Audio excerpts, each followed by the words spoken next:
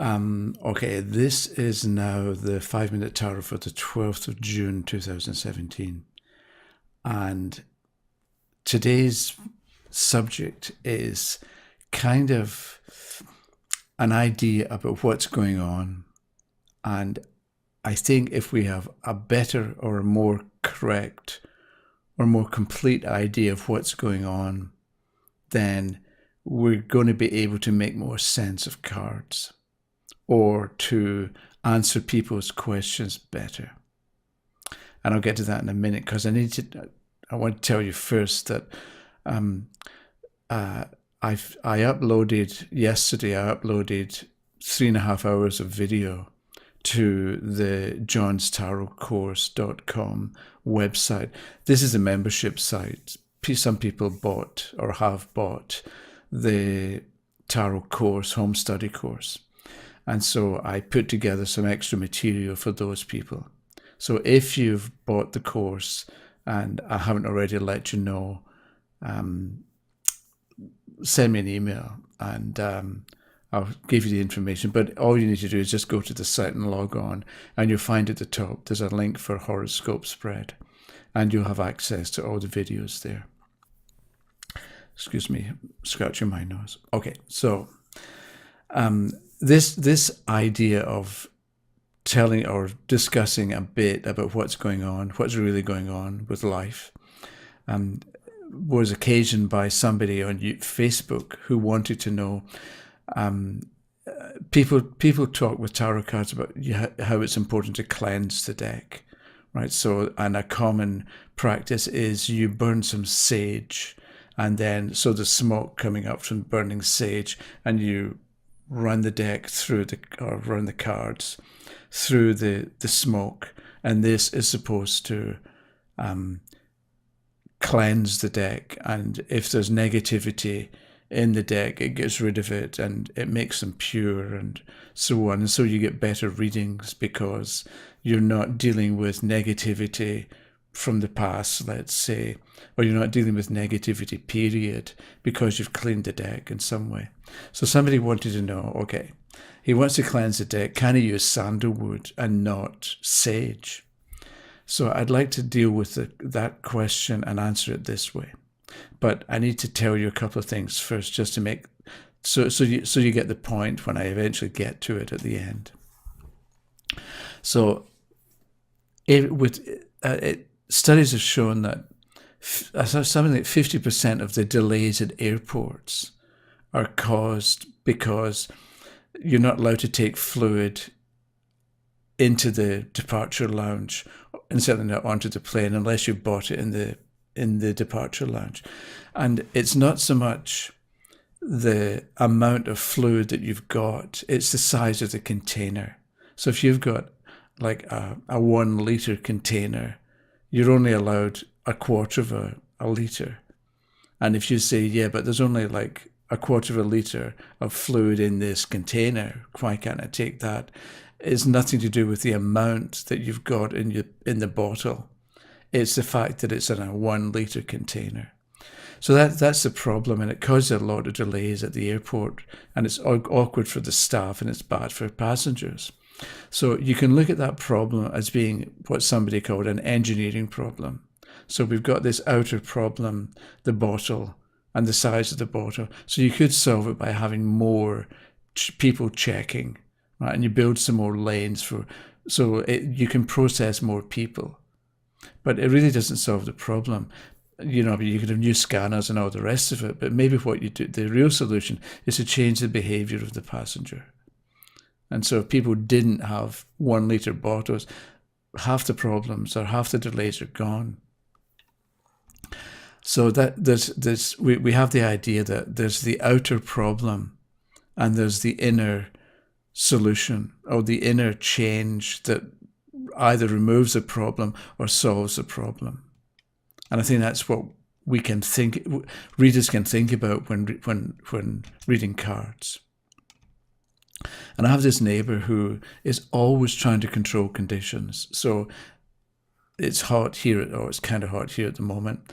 And so I was speaking to her, and she talked about how when she gets too hot, she has to put on a ceiling fan, and then it gets unbearably hot for her. So she has to turn on the air conditioning.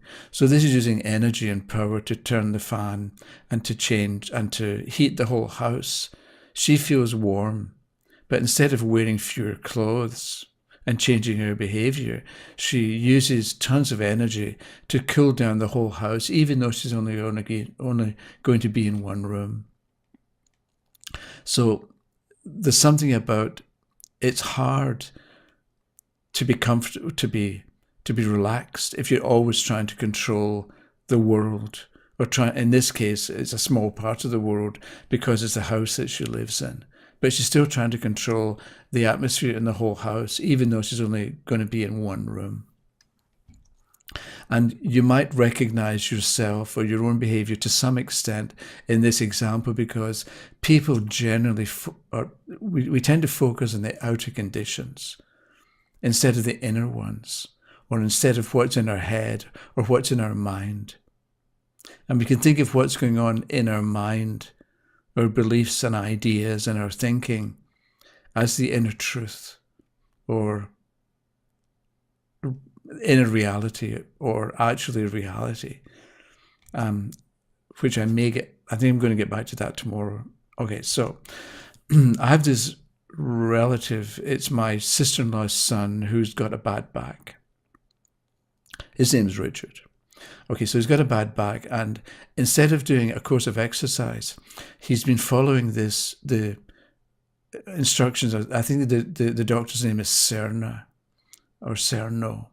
And what this doctor says is, if you've got a bad back, you don't do exercise, because he says that bad backs are caused by anger that you're repressing in some way or you're holding in, and that causes your bad back. So his solution is you keep a journal. You do journaling every day for 30 days. So I don't know what you probably just write about stuff, and for 30 days, and that improves your back pain, or it alleviates your back pain. So, and I think this kind of method can work, because by journaling, you're writing about things that come to mind, maybe about the back pain, and so over the course of a month, you're understanding the back pain and what brings it about differently. So your thoughts are changing, and your understanding is developing, and your understanding is certainly changing. It may not be getting any better, but it's certainly changing. And because what you think is changing, the outer conditions change as well. So Richard has been experiencing improvement in his back pain, and it can be simply because he understands back pain differently now, and so there's his back problem has been alleviated to some extent. The thing is, though, that if at the end of 30 days he goes back to his old way of thinking, then the back pain is going to come back. But he's also going to think, oh well, it was unrealistic to expect that I could get rid of the back pain, because again we go back to our focus is often on outer conditions, but also our own beliefs about what we can and cannot do. So the starting point for this was, can you use sandalwood instead of sage? And so I would like to ask the fellow who on Facebook, with all this in mind about our thoughts and outer conditions, why do you need to cleanse the deck in the first place? What's that for? Why do we have to do it? What's it supposed to do?